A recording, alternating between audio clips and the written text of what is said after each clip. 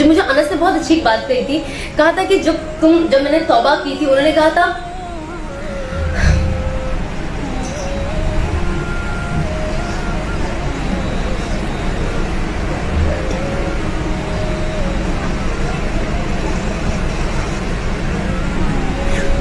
कि जो जवानी की तौबा होती है ना, वो हमारे आसपास जितने कब्रिस्तान हैं वहां से 40 साल का अजाब उठ जाता है।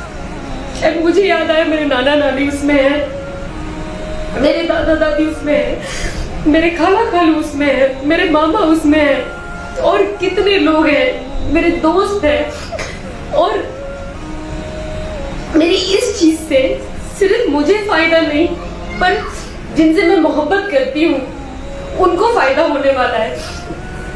तो मेरी सोच ही बदल गई। मैं अभी भी अल्लाह से दुआ करती हूँ कि अल्लाह बेशक जब हम पढ़े 40 साल का आपने कहा है, बट प्लीज हो सके तो हमेशा के लिए इन पे से आजाब उठा लेना, क्योंकि मैं मेरे नाना नानी दादा दादी से बहुत मोहब्बत करती हूँ।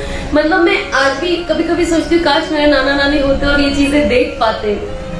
तो इन्होंने हमारे पीछे बचपन में बहुत मेहनत की है, बट द प्रॉब्लम इज ना कि हमें पता ही नहीं है कि आखिरत में, क्योंकि हम पढ़ते नहीं है ना, एटलीस्ट मैं अपनी बात करती हूँ कि नॉलेज ही नहीं लिया हमने। दीन को बहुत फ्री है, इजी है, उसे ले लिया, पर जब अब पढ़ने लगे तो ऐसा लगता है कि इससे कितनी चीजें जुड़ी है और हम अपनी जिंदगी कैसे बर्बाद कर रहे हैं, क्योंकि हमें कहीं फिट होना है।